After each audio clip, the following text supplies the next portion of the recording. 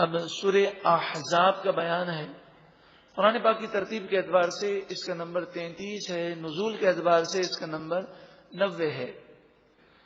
یہ مدنی صورت ہے، ہجرت کے بعد اس کا نزول ہوا اور غزوہ خندق کے موقع پر اس کو نازل کیا گیا۔ غزوہ خندق غزوہ احد کے بعد ہے۔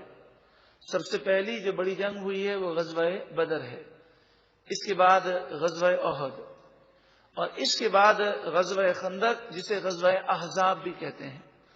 احزاب حزبن کی جمع ہے۔ حزب ایک لشکر کو کہتے ہیں، ایک قبیلے کو کہتے ہیں، ایک فوج کو کہتے ہیں۔ احزاب کے معنی یہ ہیں کہ مدینے پر کئی فوجوں نے حملہ کیا، یہودیوں نے حملہ کیا، کفار مشرکین نے حملہ کیا، اور بہت سارے قبائل نے مل کر بدر اور احد کا بدلہ لینے کے لیے حملہ کیا۔ شوال 4 ہجری یا 5 ہجری میں یہ معرکہ پیش آیا۔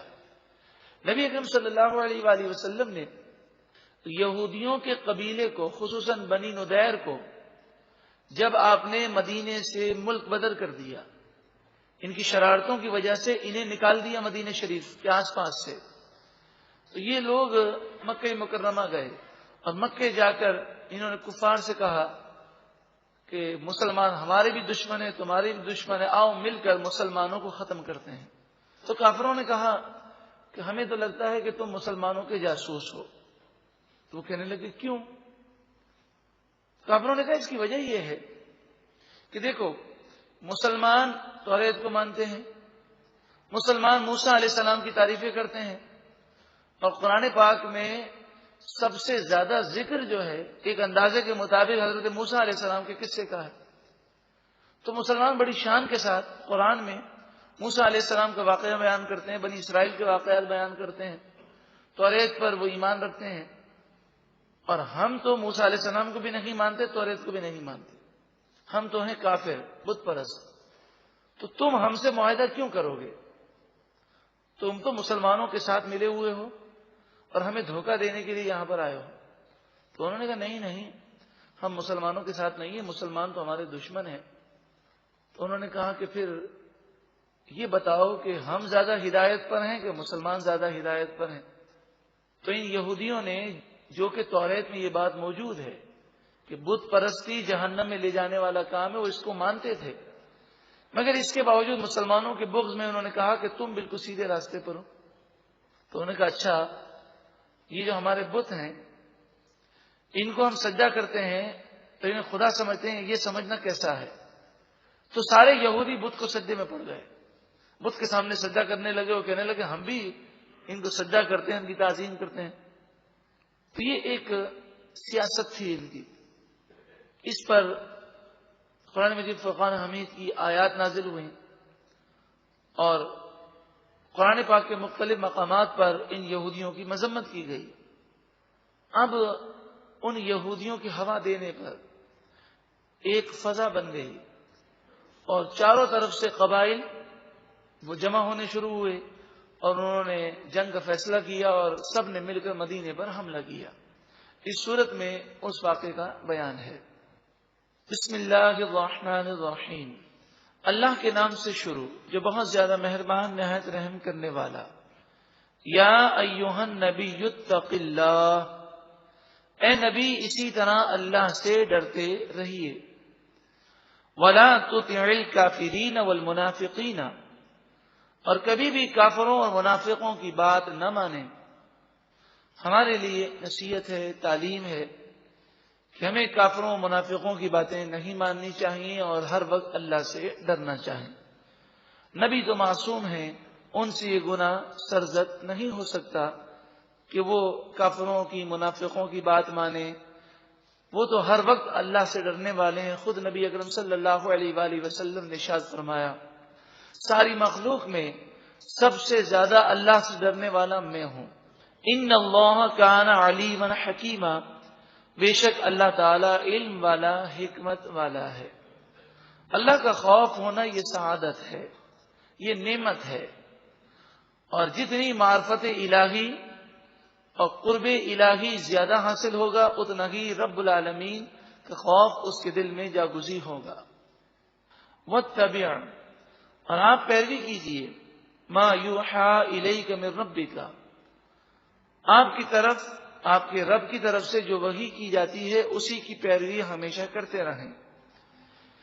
ان اللہ کان بما تعملون خبیرا، بے شک اللہ تعالیٰ تمہارے تمام کاموں سے باخبر ہے۔ وتوکل علی اللہ، اور آپ اللہ ہی پر بھروسہ رکھیں۔ اللہ پر بھروسہ رکھنے کے معنی یہ ہے کہ بندہ کوشش کرے، مگر یہی عقیدہ ہو کہ میری کوشش کرنے سے یہ اچھا نتیجہ نہیں نکلا بلکہ میرے رب کا فضل ہے۔ کوشش کرے، معاملہ اللہ کے سپرد کر دے اور اپنے ذہن پر اس معاملے کو سوار نہ کرے۔ ایک دوست پر ہمارا بھروسہ ہو اور ہم دوست کی جناب میں کوئی بات عرض کر دیں تو پھر ہم فارغ الذہن ہو جاتے ہیں، ہم کہتے ہیں ہم نے دوست سے کہہ دیا۔ اللہ رب العالمین تو اپنے بندوں سے، مسلمانوں سے محبت فرمانے والا ہے، وہ تو کرم فرمانے والا ہے۔ بندہ اللہ پر بھروسہ کرے، کوشش بھی کرے اور اللہ کی بارگاہ میں عرض بھی کر دے۔ جب وہ اللہ کی بارگاہ میں عرض کر دے تو ایسا بھروسہ ہو کہ میں نے اپنے رب کو کہہ دیا ہے، میرا رب میرے مسئلے کو حل فرما دے گا۔ تو جب وہ یہ بھروسہ کرے گا تو نہ تو اسے ٹینشن ہوگا، نہ ڈپریشن کا مرض ہوگا، نہ اس کی نیند اڑے گی، بلکہ وہ کہے گا کہ میرا مالک میرے ساتھ ہے، وہ مجھ پر رحم فرمانے والا ہے، تو مجھے کسی کی کیا پرواہ۔ اللہ تعالی ہمیں بھی اسی پر توکل کرنے کی توفیق عطا فرمائے۔ وَكَفَى بِاللَّهِ وَكِيلًا، اور کام بنانے کے لیے اللہ کافی ہے۔ جب اللہ کی بارگاہ میں بھروسہ کر لیا اور اللہ کی بارگاہ میں دعا کر دی تو اب دنیا کے دوست ساتھ دیں یا نہ دیں، اللہ کام بنانے کے لیے کافی ہے۔ ما جعل اللہ لرجل من قلبین فی جوفہ، اللہ تعالیٰ نے کسی مرد کے لیے اس کے سینے میں دو دل پیدا نہیں کیے۔ مراد یہ ہے کہ انسان کے دل میں یا تو اللہ کی یاد ہوگی یا غیر کی یاد ہوگی، یا تو دنیا کی محبت ہوگی یا آخرت کی محبت ہوگی۔ دو دل تو نہیں کہ ایک دل میں دنیا کی محبت ہو، ایک دل میں آخرت کی محبت ہو۔ جس قدر آخرت کی محبت بڑھے گی دنیا کی محبت نکل جائے گی، جس قدر اللہ سے محبت بڑھے گی اسی قدر اللہ کے دشمنوں، گناہ گاروں اور شیطان کی محبت دل سے نکل جائے گی۔ عرب کے اندر ایک شخص تھا، اس کے بارے میں کافر یہ کہتے تھے کہ یہ بہت ذہین ہے، جس کا نام مفسرین نے ابو معمر حمید فہری لکھا۔ کہتے تھے اتنا ذہین ہے کہ اس کے دو دماغ ہیں، دو دل ہیں، ایک دماغ سوچتا ہے اور ایک دماغ کام کرتا ہے۔ یہ آیت کریمہ تو غزوہ احزاب کے موقع پر نازل ہوئی، لیکن واقعہ یہ بدر میں پیش آیا جو اس سے 2-3 سال پہلے کا واقعہ ہے۔ عرب کے اندر اس کے دماغ کی بڑی شہرت تھی کہ دو دماغ رکھتا ہے، دو دل رکھتا ہے۔ لیکن یہ کافر جب غزوہ بدر میں بھاگنے لگا تو اس کے ایک پاؤں میں جوتی تھی اور ایک جوتی اس کے ہاتھ میں تھی اور یہ بھاگے جا رہا تھا۔ تو اس سے حضرت ابو سفیان جو ابھی کافر تھے انہوں نے کہا کہ ارے تو بھاگنا ہی تھا، یا تو دونوں جوتیاں اتار دیتا یا دونوں جوتی پہن لیتا۔ تو اس نے کہا ارے میری تو توجہ ہی نہ ہوئی، میں ہاتھ میں جوتی لے کر بھاگ رہا ہوں، میں تو سمجھا میں نے پہنی ہوئی ہے۔ یہ واقعہ عرب میں مشہور ہوا اور لوگوں نے یہ کہا کہ اس کے اگر دو دماغ ہوتے یا دو دل ہوتے تو اتنی بیوقوفی نہ کرتا۔ تب دیکھیں یہ بھاگ رہا تھا، اس کی توجہ اس طرف نہ ہوئی، تو وہ یہ کہتے تھے کہ جب یہ ایک کام کرتا ہے تو دوسرا دل جو ہے، دوسرا دماغ وہ پلاننگ بناتا ہے، سوچتا رہتا ہے۔ اس میں یہ بھی نصیحت ہے کہ کافر کبھی بھی عقل مند نہیں ہوتا، دنیا کی وہ عقل استعمال کرتا ہے، مگر در حقیقت عقل و شعور اور صحیح سمجھ انہیں حاصل ہوتی ہے جن کا ذہن اور جن کا دل نور قرآن سے، معرفت الہی سے روشن و منور ہوتا ہے۔ وما جعل ازواجکم اللائی تظاہرون منہن امہاتکم، تمہاری وہ بیویاں جنہیں تم اپنی ماں کے مشابہ قرار دیتے ہو وہ تمہاری مائیں اللہ نے مقرر نہ فرمائیں، یعنی وہ تمہاری ماں نہیں ہے۔ یہ زہار کا مسئلہ ہے۔ اگر کوئی اپنی بیوی سے کہے کہ تو میری ماں ہے تو اس جملے سے کچھ بھی نہیں ہوتا، نہ طلاق واقع ہوتی ہے اور نہ ہی نکاح ٹوٹتا ہے۔ کون سا جملہ؟ وہ کہے تو میری ماں ہے، تو اس سے نہ نکاح ٹوٹتا ہے نہ طلاق واقع ہوتی ہے، یہ جملہ فضول ہے۔ اسی طرح کہے تو میری بہن ہے تو یہ جملہ اس سے کوئی طلاق وغیرہ واقع نہیں ہوتی۔ مگر اگر یہ کہے تو میری بہن کی طرح ہے، کیا جملہ کہے؟ تو میری بہن کی طرح ہے یا تو میری ماں کی طرح ہے، اور نیت زہار کی ہو، یعنی یہ نیت ہو کہ اب میں تیرے قریب نہیں آؤں گا کیونکہ تو اب میری ماں کی طرح ہے، تو اس پر زہار کا حکم لاگو ہوگا۔ یعنی اب اگر وہ زوجہ کے قریب جانا چاہے اور میاں بیوی کے جو معاملات ہیں وہ حقوق ادا کرنا چاہے تو اس پر لازم ہے کہ پہلے کفارہ دے گا اور پھر وہ قربت کر سکتا ہے، اور جب تک وہ کفارہ ادا نہیں کرے گا اس کی بیوی اس پر حرام ہوگی۔ کفارہ ہے ایک غلام آزاد کرے یا 60 روزے مسلسل رکھے یا 60 غریبوں کو صبح و شام کا کھانا کھلائے۔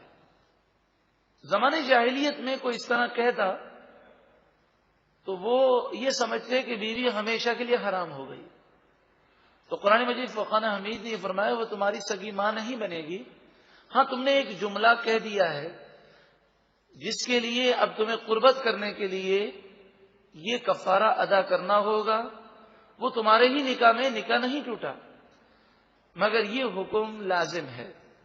یہ اس صورت میں ہے جبکہ وہ مثلا اس طرح کہے کہ تو میری ماں کے مثل ہے یا تو میری ماں کی طرح ہے، تو میری بہن کی طرح ہے، تو میری پھپھی کی طرح ہے، تو میری خالہ کی طرح ہے، یعنی جس سے نکاح ہمیشہ کے لیے حرام ہے اس سے اپنی بیوی کو تشبیہ دے، اور نیت بھی یہ ہو کہ میری مراد یہ ہے کہ میں اب اس کے قریب نہیں جاؤں گا، زہار کی نیت ہو، تو پھر اس صورت میں یہ حکم ہے۔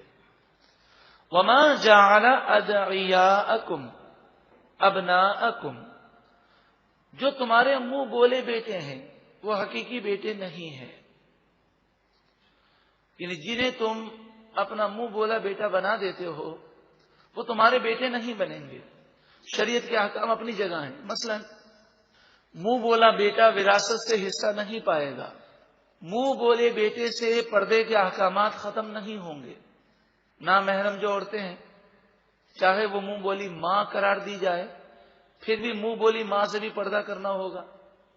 اگر وہ نامحرم ہے تو منہ بولے رشتے کی اسلام میں کوئی حیثیت نہیں ہے، بلکہ فی زمانہ تو ایک بہت بڑا شیطان کا وار ہے کہ لوگ بے پردگی کرتے ہیں اور جب انہیں سمجھایا جائے تو کہتے ہیں یہ تو میری بہن ہے، اسے تو میں نے بہن بنایا ہے، اسے تو میں نے اپنی ماں سمجھا ہے۔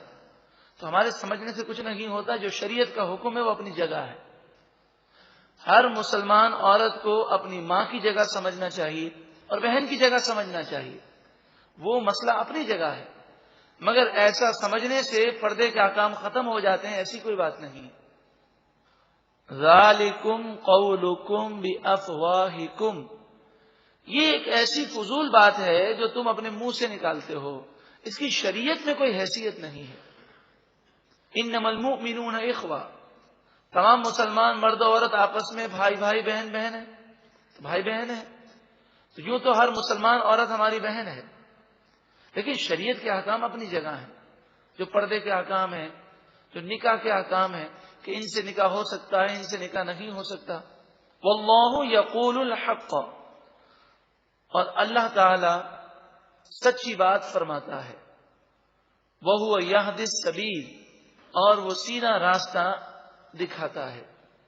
اس گفتگو سے کوئی ہرگز یہ نہ سمجھے کہ بچے کو اپنی گود میں لے لینا، گود لے لینا یہ کوئی حرام ہے، ایسی کوئی ممانعت نہیں ہے۔ بچہ یا بچی کو گود لے لینا، جیسے بے اولاد لوگ وہ کسی بچے کو یا بچی کو گود لے لیتے ہیں، اسے اپنا بیٹا بناتے ہیں، تو ان کی پرورش کرنا یہ تو جائز ہے، مگر پردے کے وہی احکامات باقی رہیں گے۔ وراثت میں سے اسے حصہ نہیں ملے گا، اور اس کے والد کا نام ہی اس کے ساتھ لگانا ضروری ہے۔ جو پرورش کرنے والا ہے وہ اپنا نام اسے نہیں دے سکتا، شرعی طور پر یہ منع ہے۔ ادعوہم لآبائہم، انہیں ان کے باپ کے نام کے ساتھ ہی پکارو، ان کے ساتھ ان کے باپ کا نام رکھو۔ ہوا اقسط عند اللہ، یہی اللہ کے نزدیک زیادہ درست ہے۔ لوگ کہتے ہیں کہ اگر ہم اپنے بیٹوں کو تو ہمارا نام دیں اور اسے اس کے سگے باپ کا نام دیں تو یہ احساس کمتری کا شکار ہوگا اور اسے پتہ چل جائے گا کہ میں اس کی اولاد نہیں ہوں۔ یہ پتہ چلنا ضروری ہے۔ اگر آپ پتہ نہیں چلاتے اور کچھ عرصے کے بعد جب یہ بڑا ہوگا، 20-25 سال کا ہوگا، تو اسے کسی نہ کسی طریقے سے پتہ تو چل جائے گا۔ تو ایسے موقع پر اکثر یہ دیکھا گیا ہے کہ وہ شدید ناراض ہوتے ہیں اور کہتے ہیں آپ نے ہمیں دھوکے میں رکھا، اگر میرا باپ گم ہو گیا تھا تو مجھے بچپن میں معلوم ہوتا، تو آج میں 30 سال کا ہو گیا، جب سے میں نے شعور سنبھالا تو میں اپنے باپ کو ڈھونڈتا، تو آپ نے مجھے باپ سے محروم رکھا۔ اور اس طرح کے بے شمار مسائل پیدا ہوتے ہیں۔ شریعت کا حکم ہے، اسی پر عمل کرنا چاہیے۔ ہم شریعت سے زیادہ کوئی سمجھدار تو نہیں ہے، تو ٹھیک ہے ہم اسے اپنے بیٹے کا درجہ دیں، محبت دیں، لیکن اس کے نام کے ساتھ اس کے سگے باپ کا نام ہی لکھیں۔ سوال یہ کہ اگر پتہ ہی نہ ہو اس کا باپ کون ہے، فَإِن لَمْ تَعْلَمُوا آبَاءَهُمْ، پھر اگر تم ان کے باپ کو جانتے ہی نہ ہو، فَإِخْوَانُكُمْ فِي الدِّينِ، تو وہ تمہارے دینی بھائی ہیں، انہیں اپنا دینی بھائی سمجھو، وَمَوَالِيكُمْ، اور تمہارے دوست ہیں، انہیں تم اپنا سگا بیٹا نہ کہو، ان کے نام کے ساتھ باپ کی جگہ پر اپنا نام نہ لگاؤ، کیونکہ یہ ایک طرح سے جھوٹ بھی ہے اور شریعت میں یہ منع ہے۔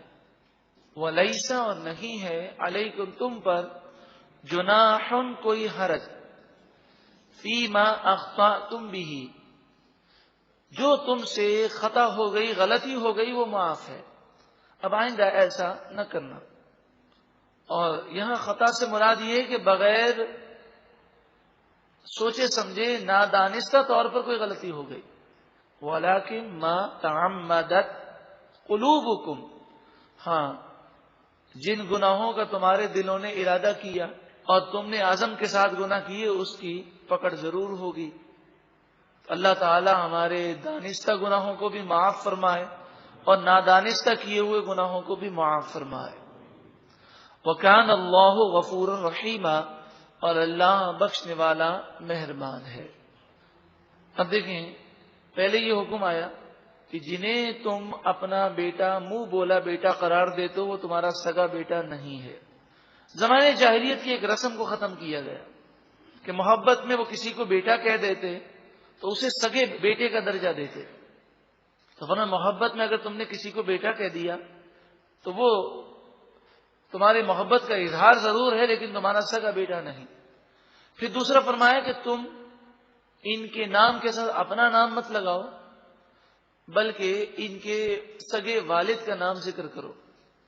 حضرت زید رضی اللہ تعالیٰ عنہ چھوٹے بچے تھے، انہیں ڈاکوؤں نے گرفتار کر لیا اور آ کر مکے میں بیچ دیا۔ یہ غلام کی حیثیت سے آئے اور نبی اکرم صلی اللہ علیہ وآلہ وسلم نے جب انہیں پایا تو آپ نے انہیں غلامی سے آزاد کیا اور اپنی خدمت میں آپ نے رکھ لیا۔ پھر ان کے والد اور ان کے چچا ڈھونڈتے ڈھونڈتے مکے پہنچے تو حضور کی بارگاہ میں آئے اور کہنے لگے کہ آپ زید ہمیں دے دیں، آپ کو جتنا مال چاہیے وہ ہم سے لے لیں۔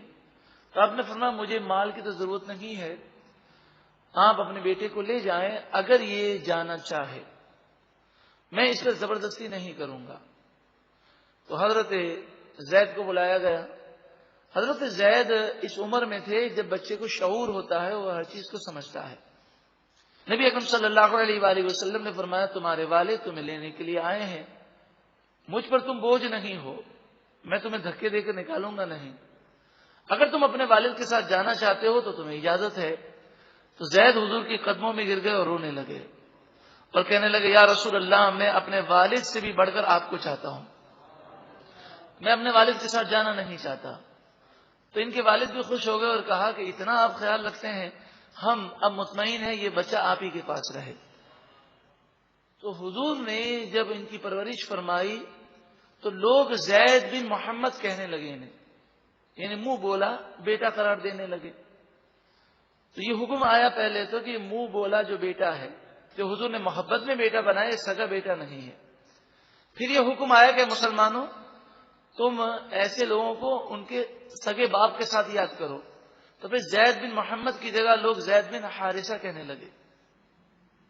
پھر اس کے بعد ایک واقعہ پیش آیا کہ حضرت زید نے کسی خاتون سے نکاح کیا، پھر اس خاتون کو آپ نے طلاق دے دی۔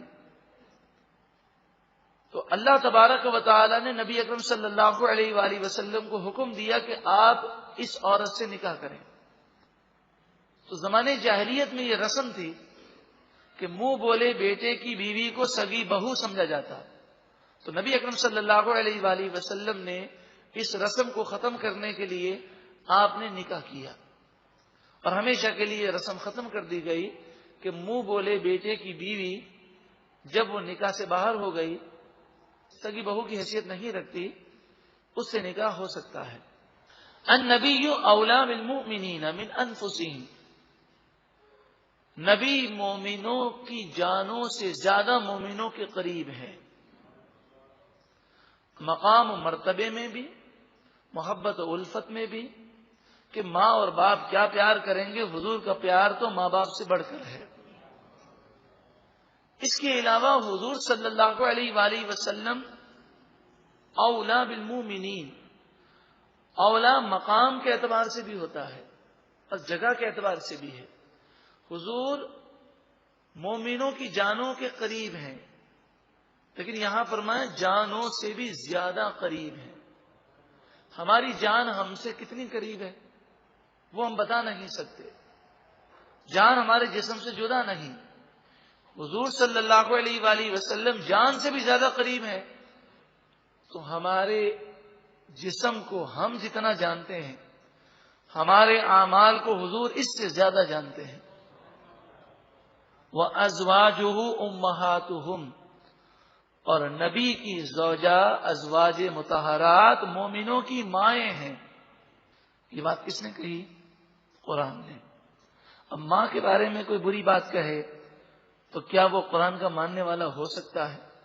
جو حضرت عائشہ کی توہین کرے، قرآن تو فرماتا ہے کہ جو نبی کی بیویاں ہیں وہ تمہاری مائیں ہیں، مومنوں کی مائیں ہیں۔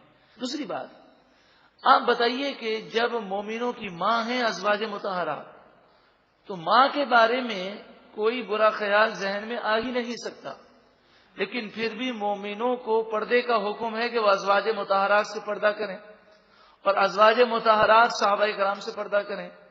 تو پردے کی اہمیت کا اندازہ لگائیں کہ وہ خواتین جنہیں مسلمان اپنی ماں سمجھ رہے ہیں، قرآن انہیں ماں قرار دے رہا، روحانی ماں ہیں، ان سے پردے کا حکم ہے۔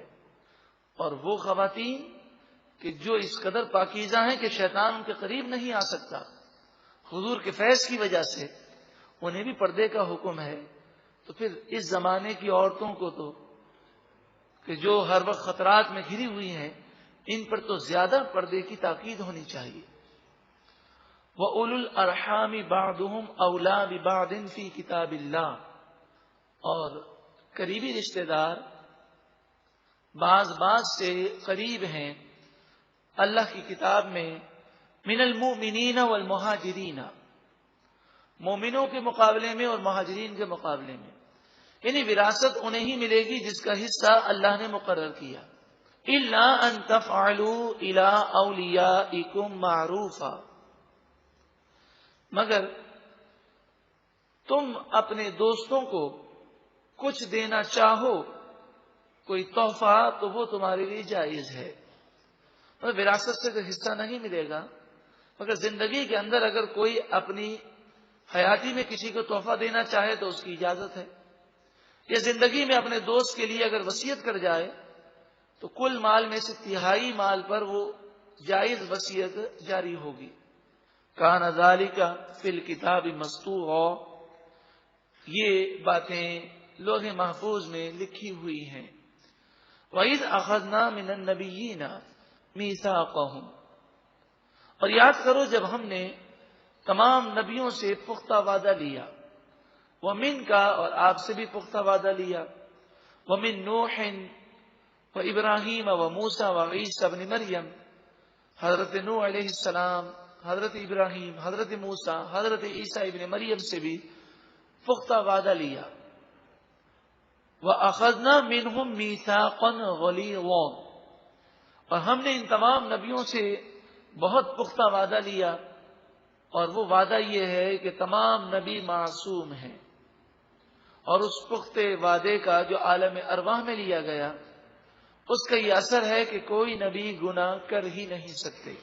لِيَسْأَلَ الصَّادِقِينَ عَنْ صِدْقِهِمْ، تاکہ اللہ تعالی سچوں سے ان کے سچ کے بارے میں سوال کرے۔ جن نبیوں کو بھیجا گیا ان سے سوال ہوگا، اور وہ بتائیں گے پروردگار ہم نے تیرے حکم کے مطابق زندگی گزاری اور تیرا حکم لوگوں کو پہنچا دیا۔ تو سچوں سے ان کے سچ کے بارے میں سوال ہوگا، اور وہ سچے ہوں گے، لہذا یہ سچ انہیں اللہ رب العالمین کا مزید قرب عطا فرمائے گا۔ وَأَعَدَّ لِلْكَافِرِينَ عَذَابًا أَلِيمًا، اور اللہ نے کافروں کے لیے دردناک عذاب تیار کیا۔ ایک مرتبہ محبت کے ساتھ درود و سلام پڑھی، اللہم صلی علی سیدنا و مولانا محمد صلی اللہ علیہ وسلم۔